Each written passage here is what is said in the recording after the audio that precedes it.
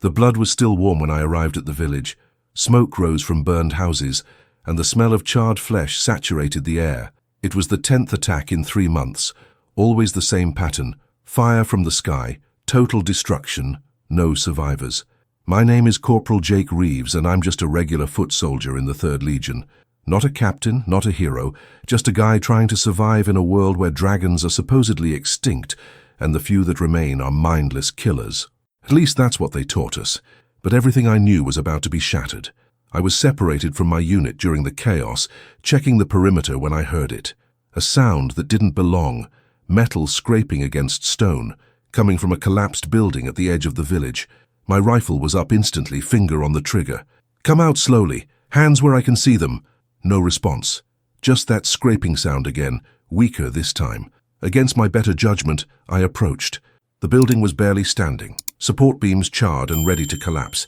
And there, pinned under a massive wooden beam, was a woman. But not just any woman. She was tall, probably 6 feet even lying down, with a build that screamed warrior. Her armor was like nothing I'd ever seen, scales and leather woven together in patterns that seemed almost organic, shimmering with iridescent colors, even through the ash and blood. Silver-white hair spilled across the rubble, and when her eyes fluttered open, they were the most striking violet I'd ever seen, with flecks of gold that seemed to glow in the dim light. "Don't," she gasped as I moved closer. "Don't touch me. The bond, it's unstable, could burn you. Lady, you're dying, I'm not leaving you here." I started lifting the beam, and that's when I saw it. The mark on her exposed shoulder, intricate and beautiful, a dragon and rider in perfect harmony, glowing faintly with its own light. "Impossible," I breathed. "You're a dragon rider, but they've been extinct for 300 years. Her laugh was bitter and filled with pain. "Extinct? Is that what they teach you now?" She tried to move and cried out. Her leg was crushed, twisted at an angle that made my stomach turn. "I am Kira Ashenfell, and I'm not extinct. Just the last one." "The attacks," I said, keeping my rifle trained on her even as I worked to free her. "The villages. Was it you?" "No." Her violet eyes locked onto mine with desperate intensity. "It was them, the Dragon Slayers.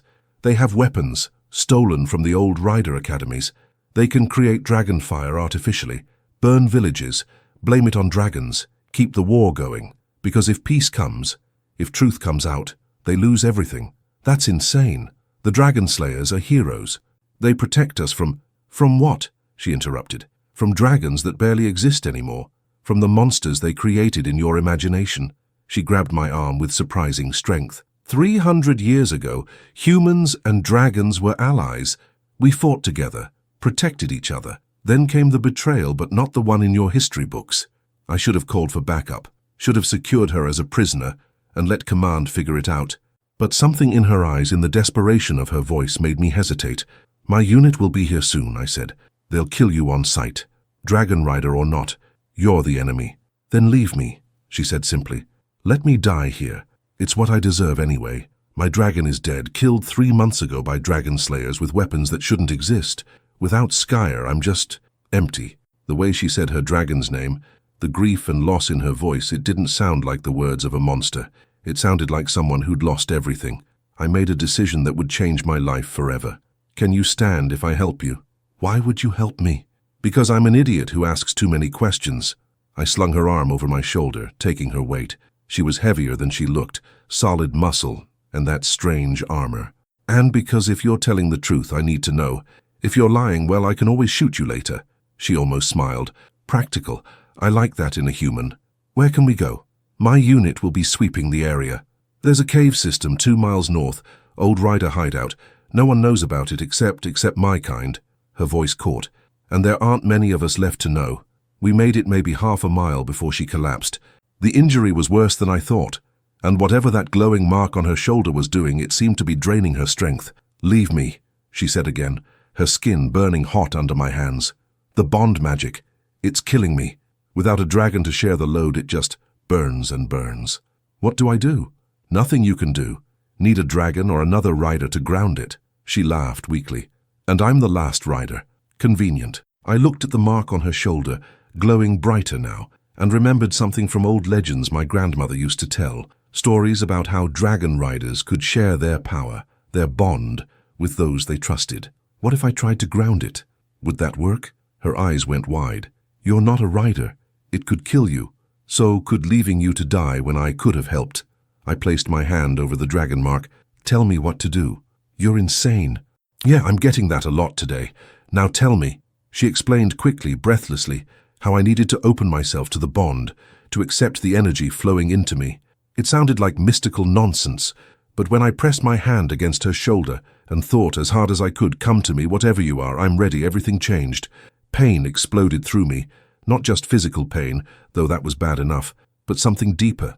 Memories that weren't mine flooded my mind. I saw Kira as a child, reaching out to touch her first dragon egg, felt the moment of bonding, the indescribable joy of becoming one with another soul, experienced the freedom of flight, of seeing the world from above, of being part of something greater, and I saw the betrayal, the real one. 3 centuries ago, a faction of human nobles had grown jealous of the dragon riders' power. They'd created a poison, infected dragon water supplies, turned hundreds of dragons feral. In the chaos, they'd blamed the riders themselves, hunted them to near extinction, executed them as traitors. But some survived, went into hiding, preserved the truth, and waited. The vision faded, and I found myself on my knees, gasping for air. The glow on Kira's shoulder had subsided, the dangerous heat was gone, and on my own shoulder, where I'd never had a mark before, there was now a faint outline of that same dragon symbol. You saw it, Kira whispered, staring at me with something like awe. The truth, through the bond memory. No human has ever shared bond memories with a rider before. Your people were murdered, I said, my voice shaking. Everything we were taught, it's all lies. Now you understand why they want me dead, why they hunt the few riders who remain. She sat up slowly, testing her crushed leg. It was still broken, but the bone had begun setting itself, accelerated by whatever magic had passed between us. I'm the last one who remembers, the last witness to the truth. Then we need to prove it. Expose them. She looked at me like I'd grown a second head. You believe me? Just like that? I saw your memories, felt them. That kind of bond, that kind of truth. It can't be faked. I helped her to her feet, letting her lean on me. Besides, I've always wondered why the dragon slayers seemed more interested in profit than protection. Why they charge villages for defense against dragons that barely exist. Because they're the ones creating the dragon attacks, Kira said bitterly. Burn a few villages with artificial dragon fire, swoop in to save the survivors, collect payment and gratitude. Perfect system, as long as no one knows the truth. We made it to the cave system, just as I heard my unit's search pattern getting closer. The caves were ancient, carved with symbols I didn't recognize, and went deep into the mountain. This was a rider sanctuary, Kira explained, as we moved deeper into darkness. There are dozens like it across the continent. Most have been lost or destroyed, but a few remain. Places where we kept records, artifacts, proof. Proof of what? Of everything. The alliance, the betrayal, the conspiracy. She led me to a chamber where the walls were covered in carvings and writing. The dragon slayers don't know about these places. If they did, they'd have destroyed them centuries ago. I studied the walls, running my hands over the carvings. Dragons and humans working together, building cities, defending against common enemies. It was beautiful and sad at the same time, a record of something lost. We have to get this out, I said. Show people the truth. They won't believe us. We have no proof they'll accept. Then we get proof they can't ignore. You said the dragon slayers have artificial dragonfire weapons. Where? Their main fortress. But Jake, it's suicide. They have hundreds of soldiers, weapons, defenses, and I'm injured, weakened. I can barely walk, let alone fight. Then we'll need help. I thought about my unit, the men I'd served with for 3 years, good soldiers but brainwashed into believing the propaganda. And we'll need a plan. Over the next few days, as Kira healed and I snuck back and forth to gather supplies, something shifted between us. The bond we'd formed wasn't just magical, it was emotional. I found myself thinking about her constantly, feeling her presence even when we were apart. It's the bond, she explained one night as we sat by a small fire deep in the caves. When a rider shares bond energy with someone, it creates a connection, not as strong as a true dragon bond, but significant. Is that all it is? Just magic? She met my eyes and I saw something there that made my heart race. No, it's not just magic. You're different, Jake. You questioned everything you were taught because it was right. Not because it benefited you. You risked your life to save someone you were supposed to kill. That's not common. Even among my people, that was rare. I'm just a soldier. Nothing special. You're wrong. She moved closer, close enough that I could feel the warmth radiating from her skin. You're the first human in 300 years to see the truth and accept it. The first to bear a rider mark without being born to it. The first to make me feel less alone. When we kissed, it was like touching lightning. Her lips were warm, almost hot, and I felt energy surge between us through the bond. When we finally broke apart, both breathing hard, the mark on my shoulder was glowing softly. That's new, I said, looking at it. The bond is strengthening, accepting you, accepting us. She touched my face gently.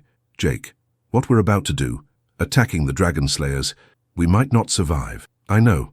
Then I want you to know, these past few days with you have been the happiest I've been since Skya died. You've given me something I thought I'd lost forever. Hope. You've given me something too. Purpose.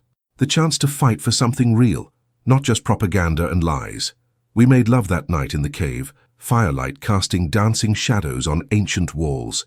And through the bond, I felt everything she felt, pleasure doubled and redoubled, until neither of us knew where one ended and the other began.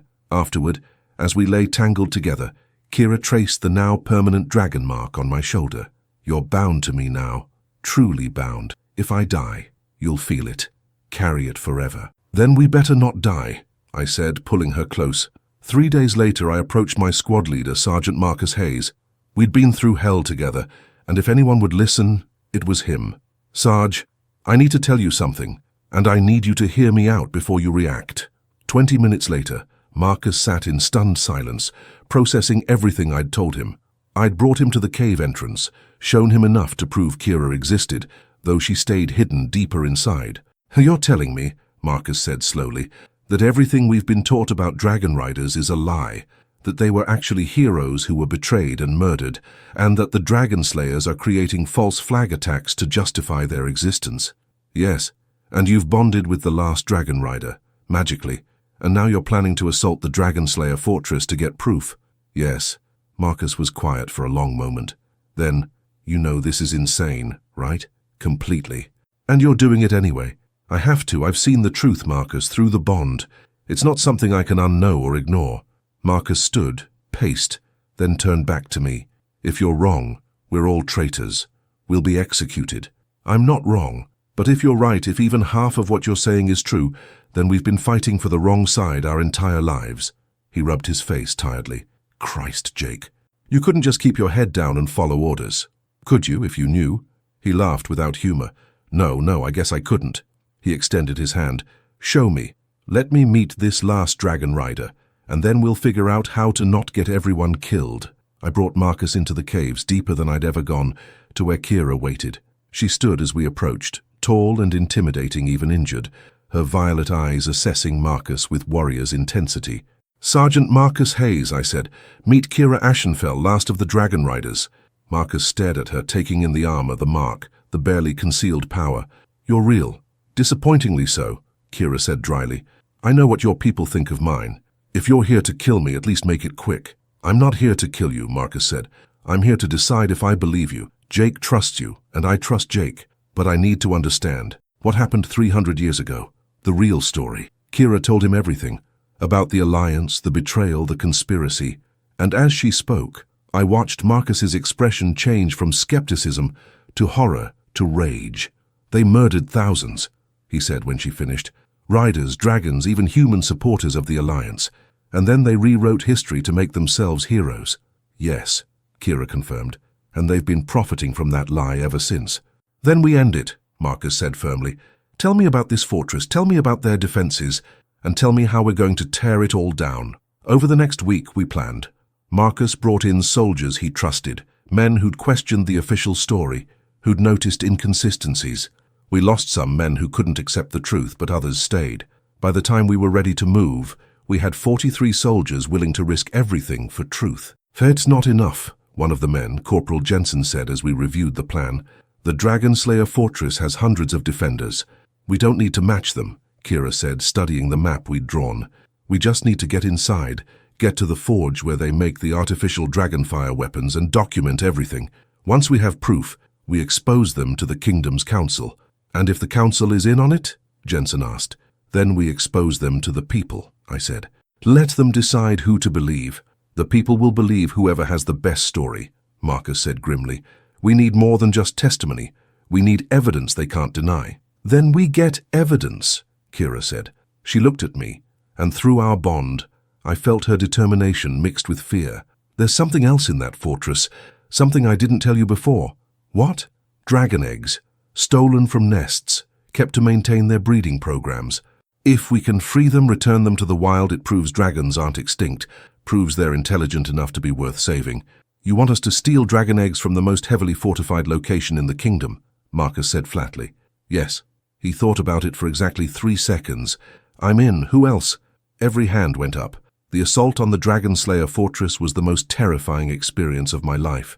We used the secret tunnels Kira knew about, ancient passages that the old riders had used. They were dark, cramped, and filled with guardian creatures that Kira barely managed to calm with old songs and rider magic. When we emerged inside the fortress, what we found made my blood boil. Not just the forges where they created artificial dragonfire, but cages. Dozens of cages holding young dragons, barely more than hatchlings, already being trained to produce flame on command through torture and starvation. By all the gods, Marcus whispered, they're monsters. Now you see, Kira said, her voice shaking with rage. This is what the Dragon Slayers really are. We split up. Half our force freed the captive dragons and located the eggs. The other half, including me, went with Kira to the forge to document the weapons. We gathered proof, took testimony from enslaved workers, copied records, but we couldn't stay hidden forever. The alarm sounded when one of the freed dragons, terrified and traumatized, attacked a guard. Suddenly, dragon slayers poured into the corridor, and we were fighting for our lives. Fighting retreat, Marcus ordered, back to the tunnels, but they'd blocked our escape route. We were trapped in the forge room, surrounded by enemies with no way out. Then Kira stepped forward, her eyes glowing that brilliant gold. Everyone get down, she shouted.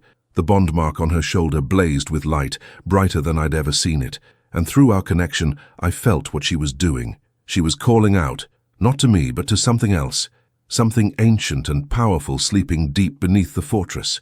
The floor shook, stone cracked, and from below came a roar that made my bones vibrate. A dragon burst through the floor, massive and ancient, its scales like polished obsidian, and its eyes like molten gold. But unlike the terrified young dragons we'd freed, this one radiated power and intelligence. Its voice filled all our minds. I am Vraxis, first of dragons, elder of the mountain, and I have slumbered long enough while my children suffered. The dragon slayers panicked. Some ran, others tried to fight. But how do you fight something that's older than your civilization, that remembers when humans and dragons were allies? Vraxis made short work of them, breathing fire that melted their weapons, swatting them aside with claws the size of wagon wheels. The freed young dragons, sensing an elder's presence, rallied to him. And we, a small band of human rebels, stood in awe of something we'd been taught was just a myth. When the last dragon slayer fell, Vraxis turned his massive head toward Kira. Dragon Rider, last daughter of the old ways. You called and I answered. Kira fell to her knees, tears streaming down her face. Elder Vraxis, forgive me. I failed to protect them, failed to protect Skya, failed to... You failed nothing, child. The dragon's voice was surprisingly gentle. You survived. You preserved the truth, and you found allies even among those who were taught to hate us. His gaze shifted to me. This one bears your mark, shares your bond. Tell me, little rider, is this human worthy? More than worthy, Kira said, looking at me with such love that it took my breath away. He saw the truth and chose it over everything he'd been taught. He risked everything to help me, to help all of us. Then perhaps, Vraxis said, there is hope for a new alliance after all. The evidence we gathered that day was irrefutable. Documents showing the dragon slayers had been creating false flag attacks for decades. Testimony from the workers they'd enslaved. Living dragons who could speak and reason, proving they were intelligent beings, not mindless beasts. The kingdom's council had no choice but to act. Some of the dragon slayer leadership fled, others were arrested, and slowly, painfully, the truth came out. It wasn't easy. Half the kingdom didn't want to believe it. But the evidence was overwhelming, and Vraxis himself testified. an ancient dragon calmly explaining to a room full of terrified nobles exactly how they'd been lied to for 3 centuries. Through it all, Kira and I stood together, a foot soldier and a dragon rider, united by truth and a bond that had grown from necessity into love. On the day the council officially pardoned all dragon riders and declared peace with dragonkind, we stood on a mountain peak overlooking the capital. Young dragons flew freely in the sky for the first time in generations. "We did it," Kira said softly, her hand in mine. "You did it," I corrected. "I just helped a little." "You did more than help, Jake. You gave me hope when I had none. You stood by me when anyone else would have walked away. You changed the world. We changed it together." She turned to face me, those violet eyes still taking my breath away after all these months. "There's something I need to tell you. The bond between us, it's permanent now. As strong as any rider bond, which means if you want, you could become a true rider. Share a dragon with me." My heart raced. Is that even possible?